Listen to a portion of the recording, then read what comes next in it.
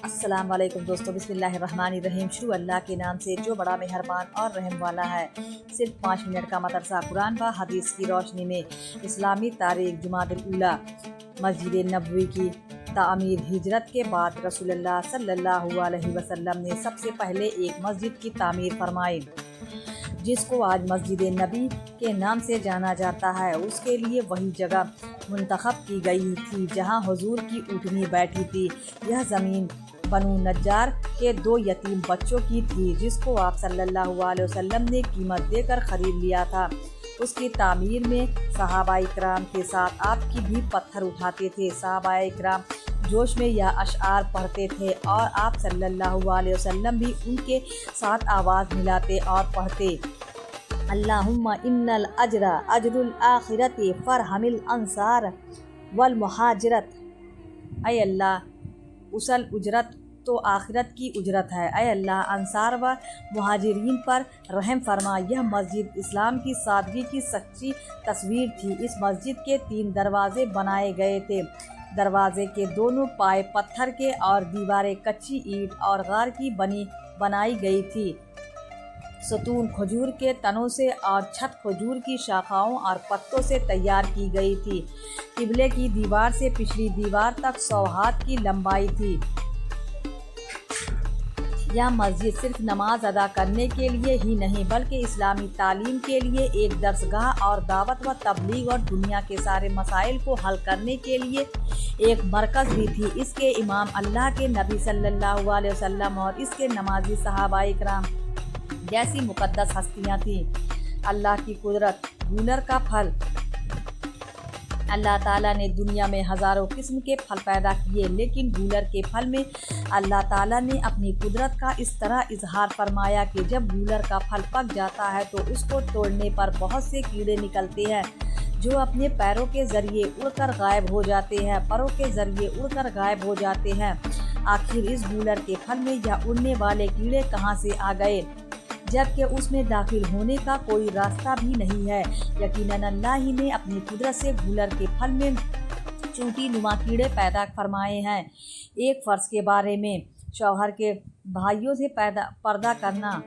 रसूलुल्लाह सल्लल्लाहु अलैहि वसल्लम ने फरमाया, नामहरम औरतों के पास आने जाने से बचो। एक अंसारी सहाबी ने अर्ज़ किया, देवर के बारे में आप क्या फरमाते हैं? तो आपने फरमाया, देवर तो तुम्हारे लिए मौत है। यानी शौहर के भाइयों से पर्दे का बहुत ही ज़्यादा अहतमाम करना चाहिए। एक सुन्नत के बारे में। इशा के बाद 2 रकात नमाज पढ़ना। हज़रत अब्दुल्ला बिन उमर अलैहिस्सलाम बयान फरमाते हैं कि मैंने रसूलुल्लाह के साथ इशा की फ़र्ज़ नमाज के बाद 2 रकात सुन्नत पढ़ी है। फ़ायदा। इशा की नमाज के बाद वित्र से पहले 2 रकात नमाज पढ़ना सुन्नत मुअक्कदा है। एक अहम अमल की फजीलत। इंसाफ करना। रसूलुल्लाह सल्लल्लाहु अलैहि वसल्लम ने फरमाया, थोड़ी देर का इंसाफ 60 साल की शब बेदारी और रोज़ा रखने की इबादत से बेहतर है। ऐ अबू हुरैरा, किसी मामले में थोड़ी सी देर का जुल्म अल्लाह के नज़दीक 60 साल की नाफरमानी से ज़्यादा सख्त और बड़ा गुनाह है। एक गुनाह के बारे में। चांदी के बर्तन में पीना। रसूलुल्लाह सल्लल्लाहु अलैहि वसल्लम ने फरमाया, जो चांदी के बर्तन में पानी वगैरह पीते हैं वह अपने पेट और जहन्नम की आग भर रहे हैं।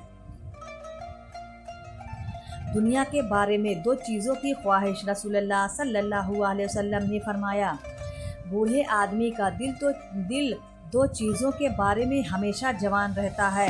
एक दुनिया की मोहब्बत और दूसरी लंबी लंबी उम्मीदें। आखिरत के बारे में। दोज़खियों का खाना। कुरान में अल्लाह ताला फरमाता है, दोज़खियों को खौलते हुए चश्मे का पानी पिलाया जाएगा और उनको खाने में कांटेदार दरख्त के अलावा कोई खाना नसीब ना होगा जो ना उनको मोटा करेगा और ना भूख दूर करेगा। तिब्बे नबवी से इलाज। बीमारियों का इलाज। हज़रत अनस अलैहिस्सलाम के पास 2 शख्स आए, जिनमें से एक ने कहा, ऐ अबू हमज़ा, ये हज़रत अनस की कुन्नियत है, मुझे तकलीफ़ है, यानी मैं बीमार हूँ। तो हज़रत अनस अलैहिस्सलाम ने फरमाया, क्या मैं तुमको इस दुआ से दम ना कर दूं जिससे रसूलुल्लाह सल्लल्लाहु अलैहि वसल्लम दम किया करते थे? उसने कहा, जी हाँ। اللہم رب الناس مذہب الباس اشف انت الشفیع لا شفیع الا انت شفاء لا یغادر سقام۔ قرآن کی نصیحت۔ قرآن میں اللہ تعالیٰ فرماتا ہے، اللہ تعالیٰ کے ساتھ کسی کو شریک نہ کرو، ماں باپ کے ساتھ اچھا سلوک کرو اور تنگ دستی کے خوف سے اپنی اولاد کو قتل نہ کرو۔ ہم تم کو بھی رزق دیتے ہیں اور ان کو بھی۔ کھلے اور چھپے بے حیائی کے کاموں کے قریب نہ جاؤ۔ اسلامی تاریخ۔ اذان کی ابتدا۔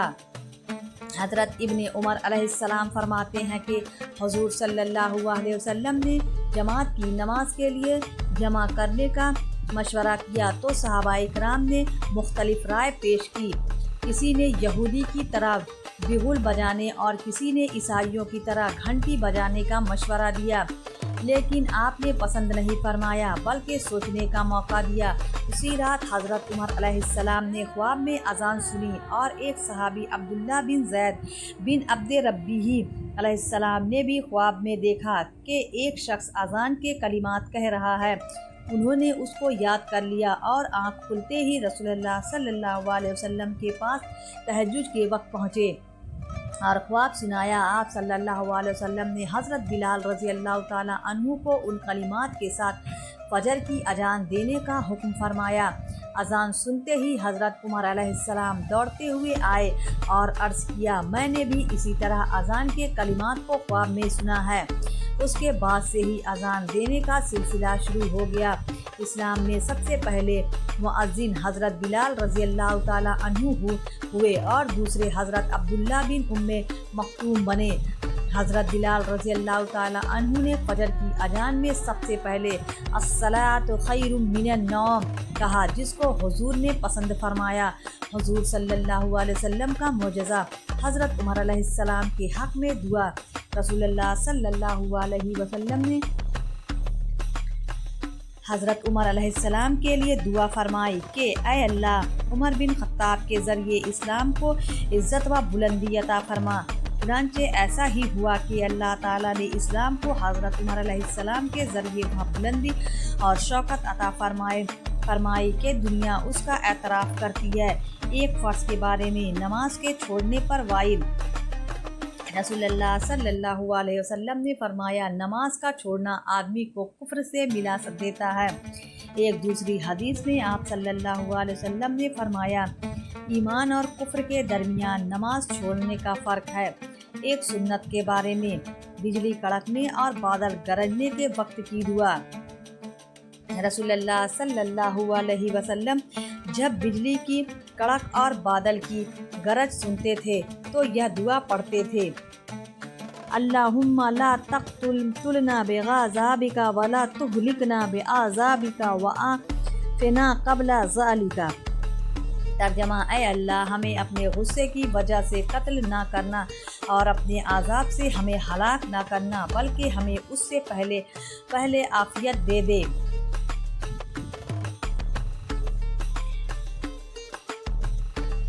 ایک اہم عمل کی فضیلت۔ مومن کا عیب چھپانا۔ رسول اللہ صلی اللہ علیہ وسلم نے فرمایا، جو مومن اپنے بھائی کے کسی عیب کو چھپائے گا تو اللہ تعالیٰ اس کی وجہ سے اس کو جنت میں داخل فرمائے گا۔ ایک گناہ کے بارے میں برے اعمال کی نحوست۔ قرآن میں اللہ تعالیٰ فرماتا ہے، خشکی اور تاری یعنی پوری دنیا میں لوگوں کے برے اعمال کی وجہ سے ہلاکت و تباہی پھیل گئی ہے، تاکہ اللہ تعالیٰ انہیں ان کے بعض اعمال کی سزا کا مزہ چکھا دے تاکہ وہ اپنے برے اعمال سے باز آ جائے۔ دنیا کے بارے میں دنیاوی زندگی دھوکہ ہے۔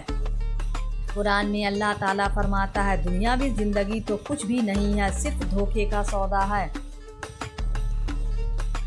فائدہ، جس طرح مال کے ظاہر کو دیکھ کر خریدار پھنس جاتا ہے، اسی طرح دنیا کی چمک دمک سے دھوکہ کھا کر آخرت سے غافل ہو جاتا ہے۔ اسی لیے انسانوں کو دنیا کی چمک دمک سے ہوشیار رہنا چاہیے۔